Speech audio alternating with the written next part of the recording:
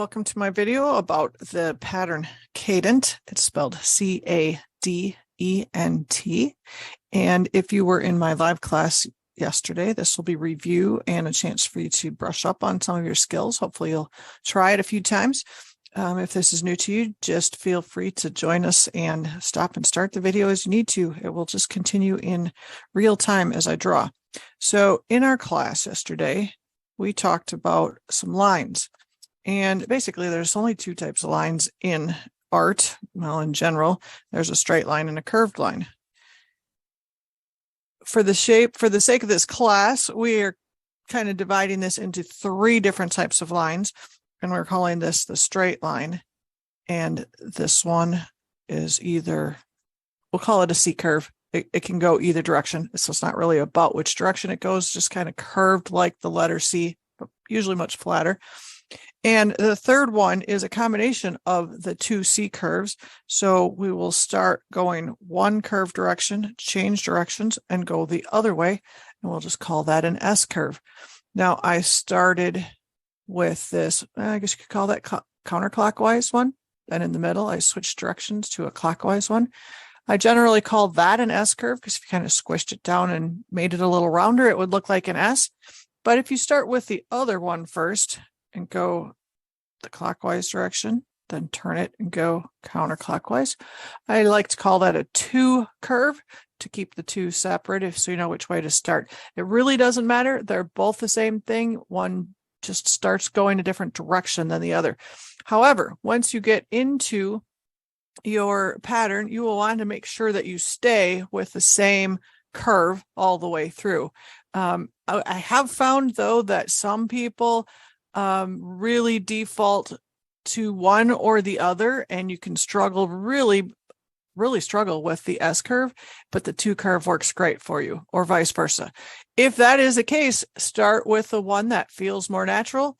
Sometimes if you are left-handed, it's kind of opposite of someone who's right-handed because of the direction that your hand moves when you're doing the curves, but also so that your hand doesn't cover up what you've just drawn. So play with that. Start with this pattern using your most comfortable curve, either the S curve or the two curve. And then once you get the hang of that, go back and do it again, but try the other one. And it's always good for us to find out where our weaknesses are, or just where we're not quite as comfortable with something. And then once we get the idea, it's good to go back and just kind of like challenge ourselves to make improvements in the one that's not as comfortable. So anyway, straight line, C curve, and S or two curve. Those will be the lines we'll be working with today. So for my pattern, I'm using a 3.5-inch piece of paper. It's kind of a light cardstock, and I put it on the white background just so you can see it's the same kind of paper as on my desktop here. So if I don't have the white, it's kind of hard to see the size of the paper I'm dealing with. It is approximately 3.5 inches square. So I don't cut them perfect, but about 3.5 inches. That'll give you a little idea of the scale of everything. So to start out with, I am going to put a grid on my paper in a light pencil line. This is a hard drawing pencil. It's a 5H, so it's very hard. It erases extremely easy, though, so that's why I use it for putting these guidelines on there. And you can do as many as you want, but basically I'm just going to divide it into pieces here. I'm going to kind of cut it in half from top to bottom. And I know these lines will be really light. It'll be hard to see on the camera. Then you could cut that in half as well. Cut this about in half. So there's about 3 lines there. Then I'm going to turn my paper 90 degrees. I'm going to do it again. I'm going to cut it in half. And then half, or actually quarters, half again. Okay. Today, I'm not even going to do a border around the outside of this. If you go back and do this in Zentangle inspired art type of thing, where you include this in the larger artwork, you can sure do some sort of border around it just to make it fun. All right, now what I'm going to do is at every intersection, I'm going to do a circle. I'll just call it an orb because that's an easier word to say. This circle is probably about the same size as the end of a pen. You can vary the size of your circles every time you do this. Sometimes it's fun to do it with really tiny circles, and sometimes it's fun to do it with larger ones. We'll also talk later, but you don't have to do a perfectly square grid when you're doing this. Generally, that's the easiest way to start. Keep it simple. And as you get better at it, start challenging yourself to change things up a little bit. Okay, there's my orbs that I'm going to work with. When I get done, I think I'm going to take these lines all the way out to the edge of the page, but I'll show you how to do that after I get the main part of the pattern done. So my default curve to do is actually a 2 curve. So I like starting on the right-hand side of a curve, kind of curving clockwise and about in the center, switching directions and going counterclockwise. So the 2 curve is the one I am going to start with. The other thing I'm going to say is when you start with an orb and you're going to go into a curved line, it often helps to kind of follow the curvature of the circle that's already there, and then kind of take off and go out. When you come back around, you're going to kind of end up and maybe just keep following the curvature of that circle. It's kind of like if you were to throw to a ball or hit a golf club or something, you usually have your follow through, I guess you call it. So you don't just stop as soon as you hit something or throw something. You kind of let your arm swing with it and keep it going, and then kind of rein it back in. So that's what I'm doing here, is kind of my follow through. And actually it's my pre warm up part of my stroke. I change directions and my follow through, just kind of keep it going a little ways. That seems to help your curves stay more consistent and nice and round. So anyway, each time I'm going to do a 2 curve, and I am going to start on the right-hand side of one orb, and it needs to end on the left-hand side of the orb right below it. And somewhere in the middle is where I'm going to cross my line here, and that's where I'm going to change directions. So I like to kind of start up about the top, bring it down in that C curve, then change it around and go into the other C curve. So from the right side to the left side. Now, the trick of this pattern is to do that on every pair of orbs. So you could just go right down the line. You could do this. You could have 4 or 5 orbs in your grid. So I'm going to start on the right side with my curve, change directions, and follow through. And I could continue right on down the page if I wanted. I'm going to do the same thing in column 2.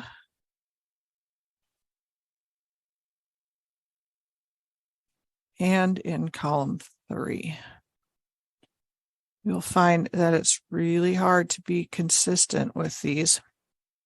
So it's good to practice. You see, I had more curvature in my first one, but once I got going and I had a little bit of motion going, they stayed a little bit more consistent. So don't try to go too slow. Your line just gets shaky when you do that. Now, when you have your columns connected from top to bottom and starting on the right, ending on the left, you're going to turn your paper 90 degrees. And you're going to do the same exact thing. So make sure you start on the same side of the orb. I start right, go left. Start right, go left. And every time it's just exactly the same motion. Anytime we do something with that S curve or a curve that changes directions, it looks like something is moving. So it's a really nice way to get your, just starting with the lines, to get your design to look like there's kind of like a flag that's waving or something. There's some movement in that. Now, if I wanted to take this out to the edges, because my next intersection would probably be right on the edge of the paper, I'm going to do just a half circle at each of those, and I'm going to kind of have to imagine where it would go. And then I'm going to, so if you started with these circles, that would work as well. You could just continue your lines, kind of like your columns. So if I did this, I'm going to start with the left-hand column. I'm going to do the same exact curve again.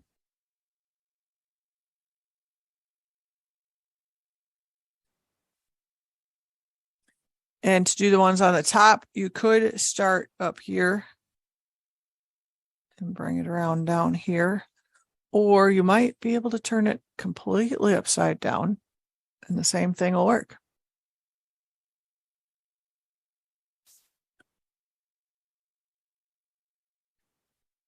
So I can get that idea to go, if I go 90-degree turn of my paper.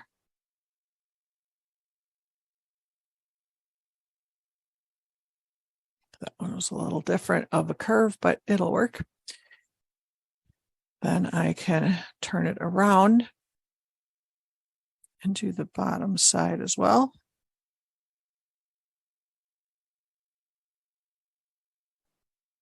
Now, the other ones on the outside are going to be, there's going to be part of a curve there. So this one would go down about to the middle before it went off the page, because it would come back up on the other side of this orb that is not visible. So if I wanted to, I could just kind of fake a part of a curve there. And it just goes right off the paper.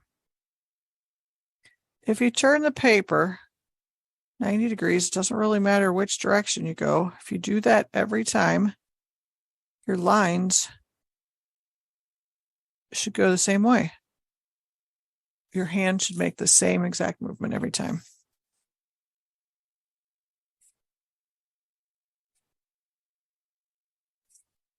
So I tried putting a little one in the corner here. That was kind of,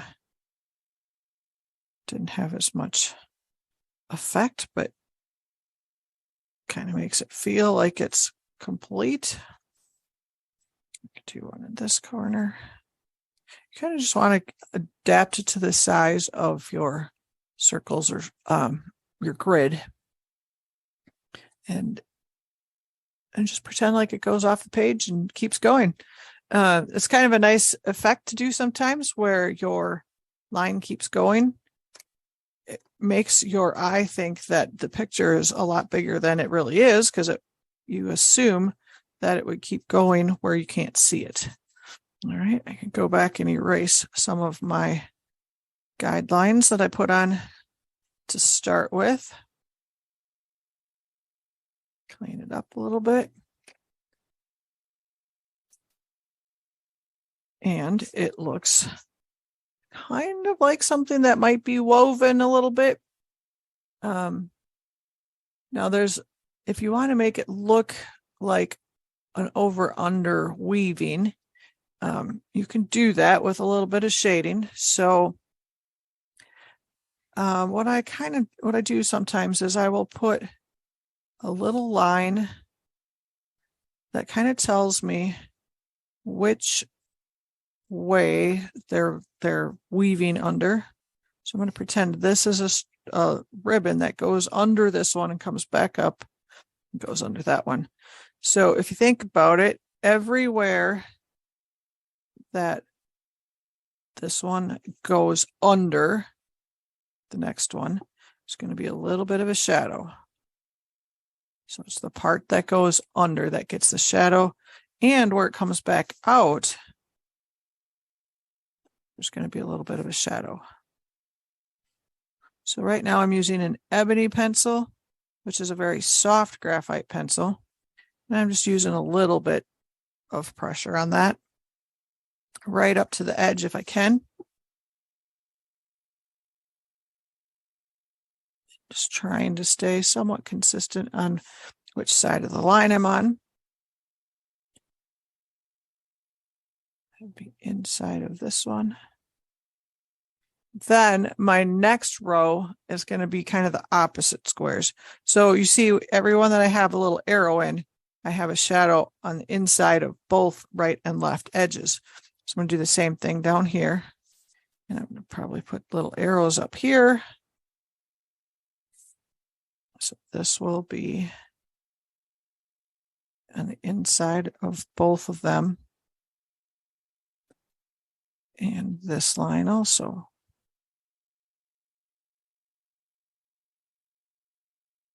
Then I'll just go right down and do the opposite one in the next row.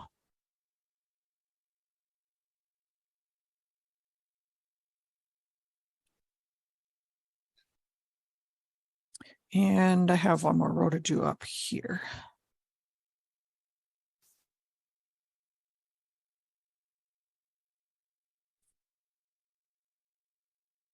So just a little bit of graphite along those lines.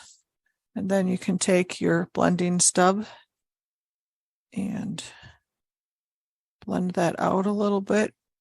Just kind of make it fade out.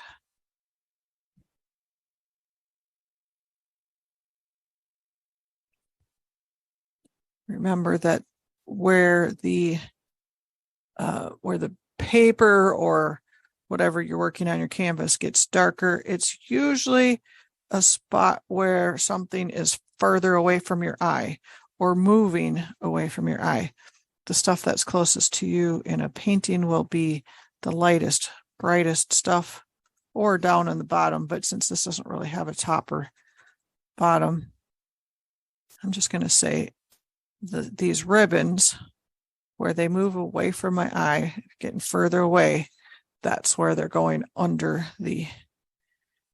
and getting darker.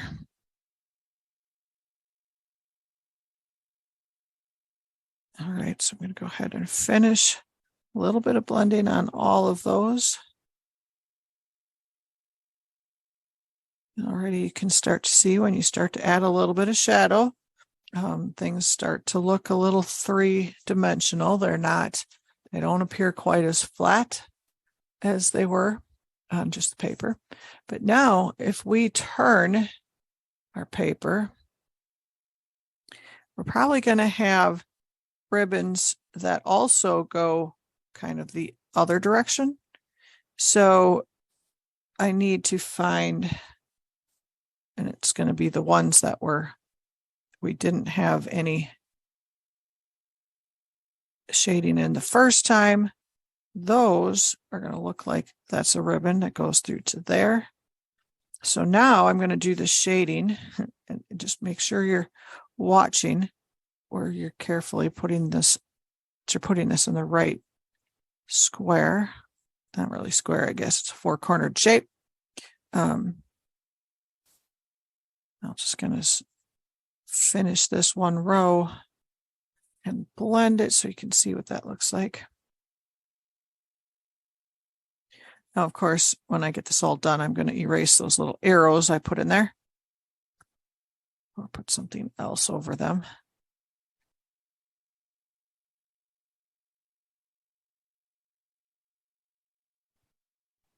There, so it's kind of on the other sides of that set of ribbons. So I'm going to go ahead and finish out the rest of this, shading everything that went this way, and then we'll add on to it.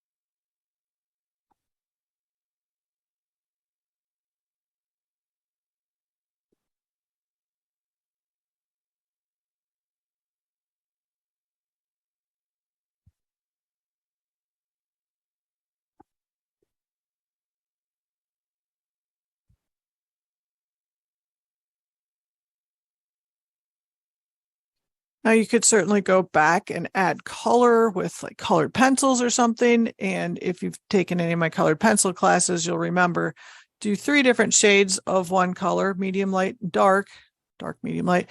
And I like to start with a little bit of the darkest color right on the edges and then do the medium color over the top of it, but make it a little bit wider. Then I go the lighter color over the top of both of them and make it even wider, out to maybe half of the distance or something. That's a great way to work, but always work with your colored pencils with light pressure first and build up your layers. The other thing that works wonderful with this pattern is you can play with those circles. The ones I did on this one are almost large enough. You could color them like a gemstone, which was something we did a couple of weeks ago in a class. And there's lots of great videos online about that. The other thing you could do is just color them all in. So what I like to do if I'm going to color them all in is actually I'll put a little circle or oval shape on maybe half of it, upper half or bottom half, doesn't matter. And then I'll color in everything around it. And it looks like a black ball with a little piece of light hitting it on one spot. And you could change that to make it a little bit more like a crescent moon shape. Those are always great. Just be careful if you want to keep it a highlight that you don't color it all black and fill it in. So always make your crescent moon shapes a little bit bigger than what you think you need, because for some reason the pen just seems to fill in more space than you wanted it to. And that light highlight area doesn't look quite as big as you thought it was going to be. So you can do that, and that gives a really dramatic look when you add something completely inked in, as we say, and just gives a lot of contrast, which makes it a much more interesting piece to look at.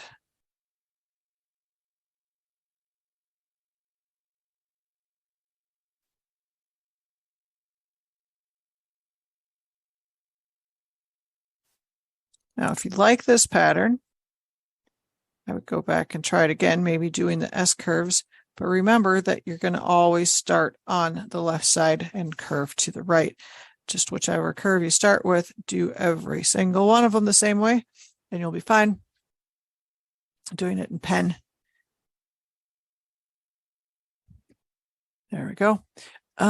Also, if you like this pattern and you would like to see many, many, many ways to do a variation on it, I would look up Enthusiastic Artist.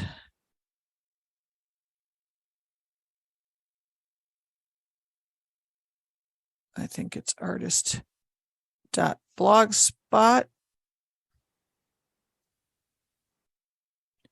And she has, her name is Margaret Bremner. I'm not sure how to pronounce it. This is how you spell it, though. She has a wonderful article on her blog called Cadent. And then some. And there is just multiple pages of different options for how to decorate and utilize this pattern we call Cadent. So I hope you enjoy trying Cadent and that you try it in different sizes and different directions. You can do it in a circle, or you could have your orbs be basically in triangles from each other, and then you would connect all 3 sides, always turning your paper and always going the same way. Lots of those examples on the Blogspot post. So hope you enjoy it.